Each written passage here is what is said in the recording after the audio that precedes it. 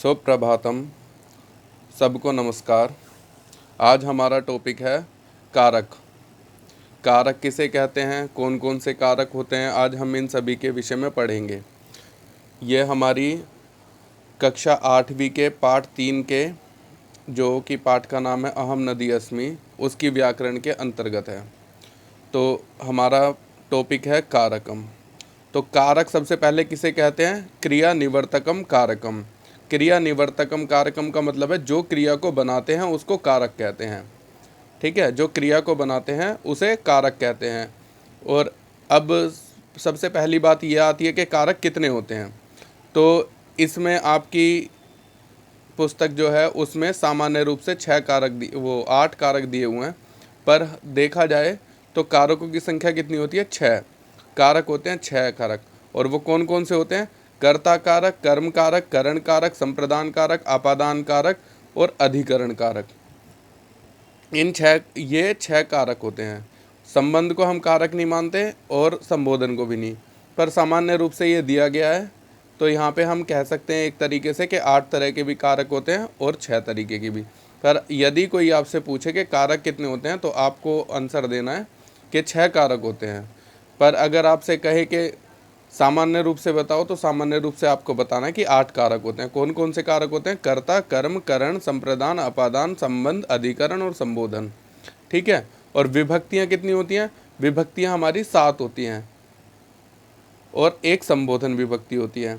यदि कोई विभक्ति पूछे तो आप 7 कह सकते हैं और सामान्य रूप से 8 भी कह सकते हैं। तो कौन कौन सी विभक्तियाँ होती हैं? प्रथमा विभक्ति, द्वितीय विभक्ति, तृतीय, चतुर्थी, पंचमी, षष्ठी, सप्तमी और संबोधन।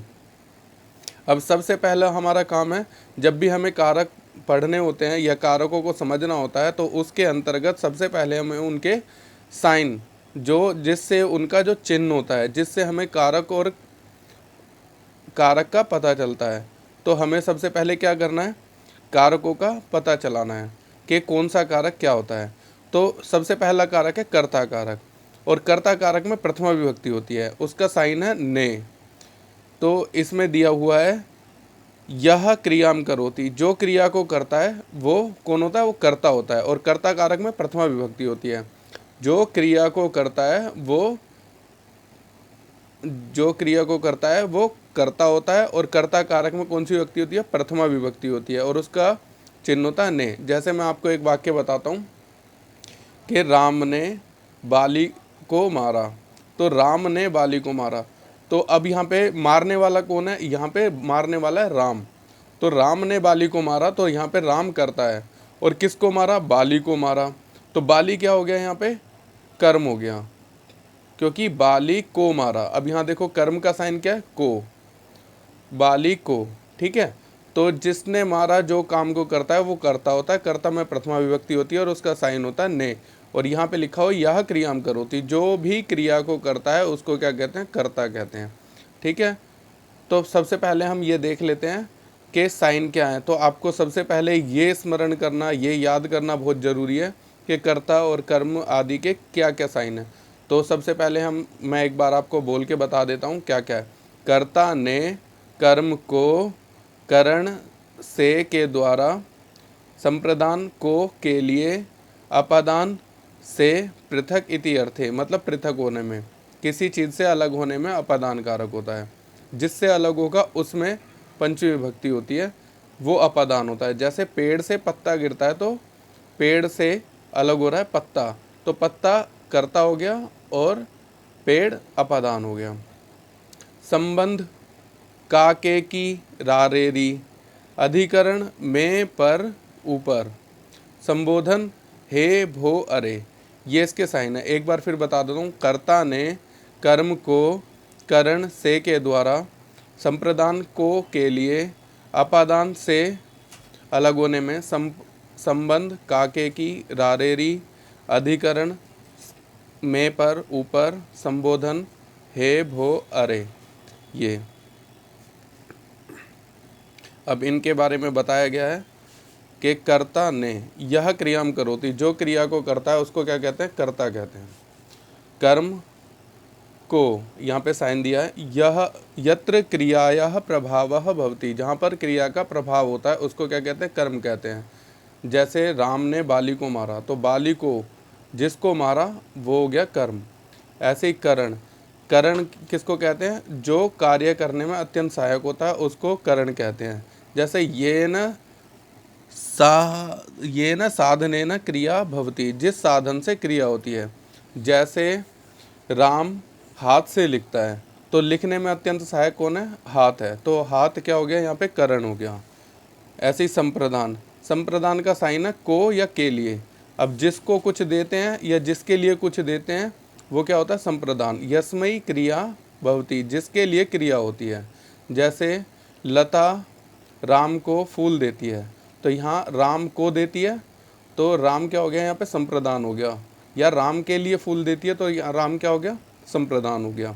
अपादान, जैसे बालक घोड़े से गिरता है, तो जिससे अलग हो रहा है, तो किससे अलग हो रहा है? घोड़े से गिर रहा है, तो घोड़े से अलग हो रहा है, तो यहाँ पे घोड़ा क्या हो गया? अपादान हो गया। जैसे बालकः अश्वात् पतति, बालक अश्व से गिरता है, तो यहाँ पे अश्व क्या हो गया? अपादान हो गया। इसलिए उसमें कौन सी विभक्ति होगी? पंचमी विभक्ति होगी। संबंध, काके की रारेरी, जैसे राम का पिता दशरथ है, तो रामस्य पिता दशरथः, तो राम के पिता, तो राम के पिता हो गया यहाँ पे। ऐसे ही रारेरी में भी होता है। जैसे मेरी पुस्तक, तो मम पुस्तक। यहाँ यस्य येन सह संबंधः, जिसका जिसके साथ संबंध होता है उसमें संबंध कारक होता है और षष्ठी विभक्ति होती है। ऐसे ही अधिकरण, अधिकरण का क्या चिन्ह होता है? में, चिन्ह होता है में या पर।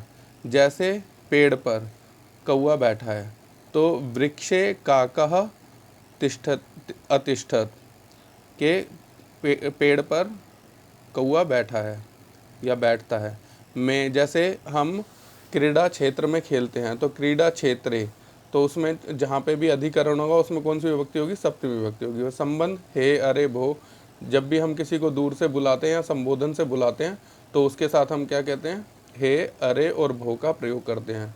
यस्य संबोधनम भवति, जिसके लिए संबोधन होता है, जिसका संबोधन होता है। जैसे हे राम, हे बालक, भो बालक, अरे रामः, इस तरीके से। ठीक है, चलिए अब हम आगे चलते हैं। सबसे पहले हम इसका व्याकरण देख लेते हैं कारक का। तो कारक हमारा क्या होता है? मैं पहले ही बता चुका हूँ कि जो क्रिया को बनाते हैं उसको कारक कहते हैं। तो सबसे पहला हमारा कारक होता है कर्ता कारक। तो कर्ता कारक में कौन सी विभक्ति होती है? प्रथमा विभक्ति होती है। यह भी हम पहले ही बता चुके हैं कि कर्तृकारकम, कि कर्ता कारक और प्रथमा विभक्ति। कर्ता कारक में प्रथमा विभक्ति होती है, इसलिए हमने कर्ता कारक के साथ प्रथमा विभक्ति यहाँ पे इसमें लिखी हुई है। तो सबसे पहला हमारा ये है अभ्यास में, निम्नलिखितानि वाक्यानि पठन्तु अवगच्छन्तु च, निम्नलिखित वाक्यों को पढ़ना है और समझना है। तो महात्मा गांधी कुटीरे वसति स्म, महात्मा कुटीरे वसति स्म, महात्मा जो कुटीर में रहते थे। इसमें ये एक अव्यय है जो वर्तमान कालिक क्रिया के साथ आता है। जब भी लट लकार का हम प्रयोग करते हैं उसके पीछे अगर इसमें आ जाए तो वो क्रिया क्या होती है? भूतकाल की हो जाती है। इसमें एक भूत कालवाचक अव्यय है जो लट लकार के साथ प्रयोग होता है। तो महात्मा कुटीरे वसति स्म, तो यहाँ पर कर्ता कौन है? महात्मा है। क्यों? क्योंकि रहने का काम कौन कर रहे हैं? महात्मा कर रहे हैं। तो महात्मा कहाँ रहते हैं? कुटीर में रहते हैं। तो कुटीर क्या हो गया यहाँ पे? जिसमें हमने अभी बताया था जहाँ पर रहते हैं वो क्या होता है? जिसमें या जिस पर। तो कुटीर में, कुटिया में रहते हैं, तो यहाँ पे अधिकरण हो जाएगा ये। और वसति यहाँ पे क्रिया है। तो महात्मा कुटीरे वसति स्म, महात्मा यहाँ पे करता है, तो हम कर्ता कारक पढ़ रहे हैं, तो यहाँ पे महात्मा करता है। सज्जनः सत्य मार्गम न त्यजति, सज्जन लोग जो होते हैं वो सत्य मार्ग को नहीं छोड़ते हैं। अब यहाँ पे नहीं छोड़ने का काम कौन कर रहे हैं? सज्जनः कर रहे हैं। तो सज्जन कौन हो गए यहाँ पे? ये कर्ता हो गए, क्योंकि ये बहुवचन में है इसलिए बहुत सारे हो गए। जो सज्जन लोग होते हैं वो सत्य मार्ग को नहीं छोड़ते हैं। अब सत्य मार्ग को, यहाँ पे को का क्या हो गया? यहाँ पे साइन किसका आया? चिन्ह कर्म का, तो सत्य मार्ग यहाँ पे हो गया कर्म। इसी प्रकार सत्य पुरुषः सत्पुरुषः सर्वविधम सहयोगम करोति, जो सत्पुरुष होते हैं वो सब प्रकार से सहयोग करते हैं। तो यहाँ सहयोग करने का काम कौन कर रहे हैं? सत्पुरुष कर रहे हैं। तो सत्पुरुष क्या हो गया यहाँ पे? कर्ता हो गए। ठीक है। ऐसे ही तौ सुंदरम गृहम अपश्यताम, तौ मतलब उन दोनों ने सुंदर घर को देखा। तो तौ किन दोनों ने देखा? देखने की क्रिया कौन कर रहे हैं यहाँ पे? तौ, वे दोनों कर रहे हैं। तो यहाँ पे तौ क्या हो गया? कर्ता हो गया। इसी प्रकार नदी वसुंधराया सौंदर्यमस्ति, अब यहाँ सुंदरता का काम कौन कर रही है? नदी कर रही है। तो ये नदी यहाँ करता है, नदी वसुंधरा का सौंदर्य है। कृषकाः क्षेत्राणि सिंचन्ति, अब यहाँ जो कृषका है वो क्या है? करता है, क्योंकि क्षेत्रों को सींचने का काम कौन कर रहा है? कृषकाः कर रहे हैं, इसलिए कर्ता कौन है यहाँ पे? कृषक है। अब हम दूसरा एक बार प्रश्न देख लेते हैं। इसमें क्या है? हमें क्या करना है? अधुना प्रश्नानाम उत्तराणि वदन्तु लिखन्तु च, हमें यहाँ प्रश्नों के उत्तर को बोलना है और लिखन्तु च लिखना भी है। तो हमें यहाँ पे बताना है। अब प्रश्न क्या है? कुटीरे कह वसति स्म, कुटीर में कौन रहते थे? तो यहाँ पे देखो महात्मा, कुटीर में कौन रहता है? यहाँ महात्मा आ गया। तो कह, ऐसे हम प्रश्न निर्माण कर सकते हैं। प्रश्न निर्माण करने का सीधा सा तरीका ये है कि किम शब्द का जो रूप है, अधिकतर किम शब्द का रूप यहाँ पे अगर प्रथमा विभक्ति एक वचन है, जिसमें हम जो कर्ता का होता है, कर्ता का विभक्ति और वचन होता है, उसी के अनुसार हम किम शब्द के रूप का विभक्ति और वचन उसके अनुसार रख देते हैं।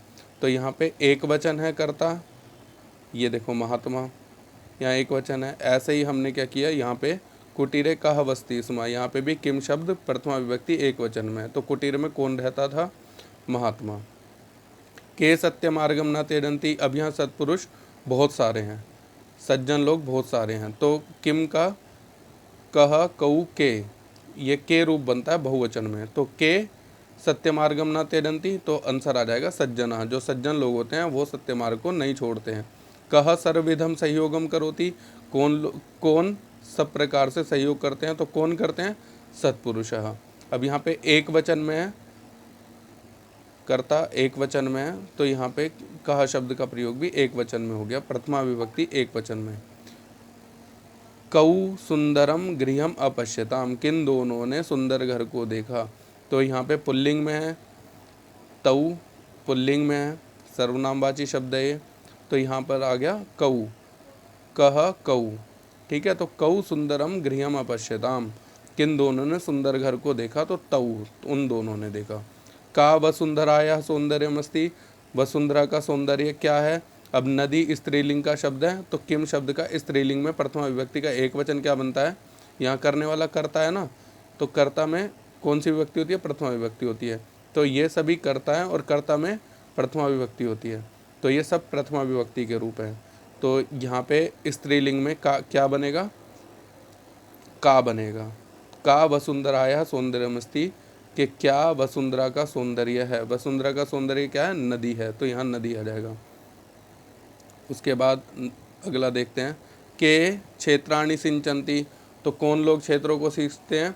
तो यहाँ पे कर्ता बहुवचन में है, तो यहाँ पे प्रश्नवाचक जो शब्द आएगा वो कौन सा आएगा? बहुवचन में आएगा। तो के क्षेत्राणि सिंचन्ति, कौन लोग क्षेत्रों को सींचते हैं? कृषकाः, कृषक लोग क्षेत्रों को सींचते हैं। अब आगे हम पढ़ते हैं, इसका बताते हैं इसके बारे में।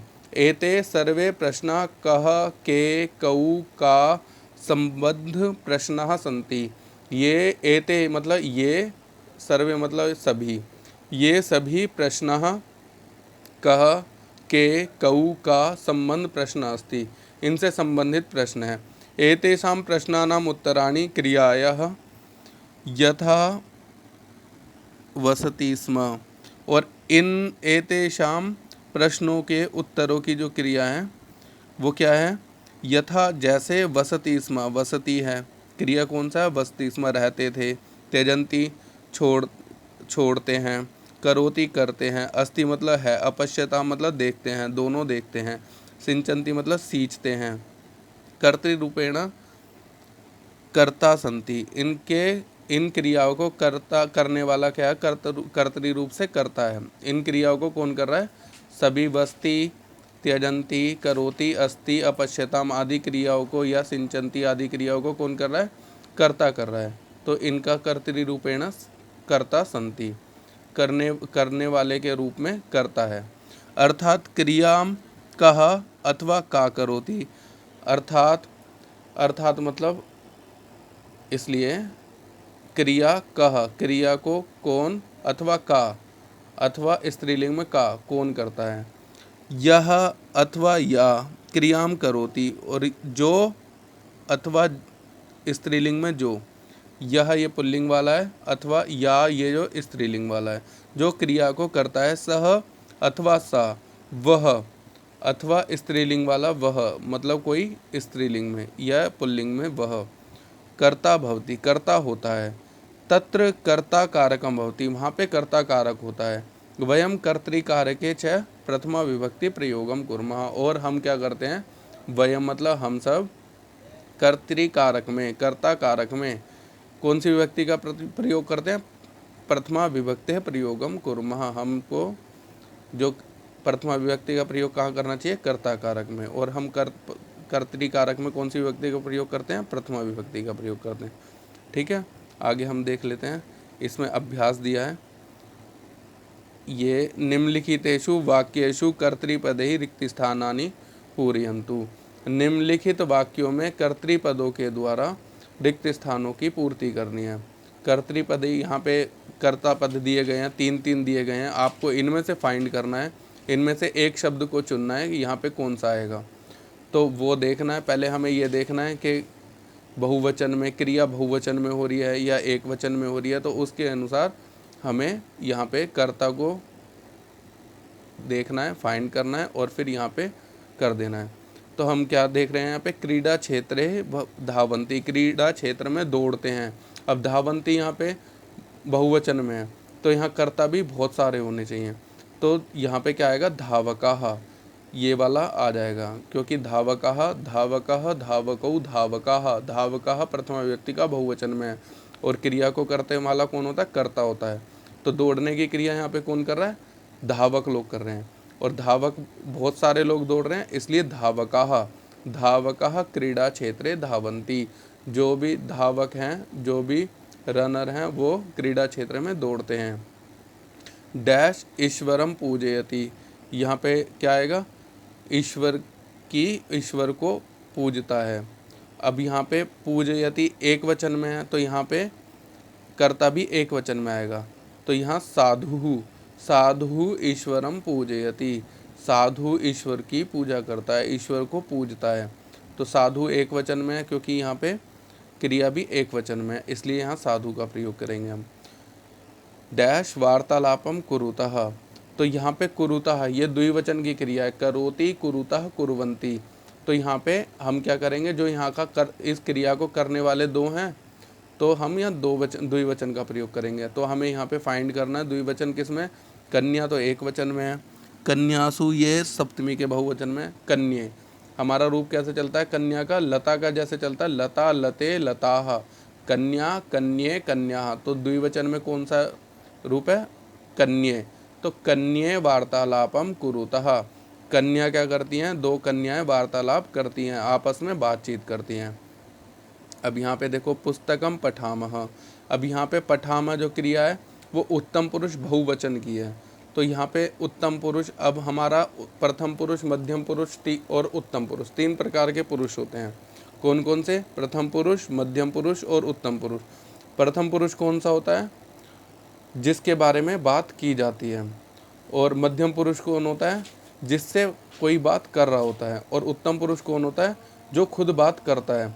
जैसे 3 लोग हैं, अब जो बोल रहा है, जैसे मैं बोल रहा हूँ, तो मैं कौन हूँ, उत्तम पुरुष, अहम, इसमें अहम आवाम वयम इसका प्रयोग होता है।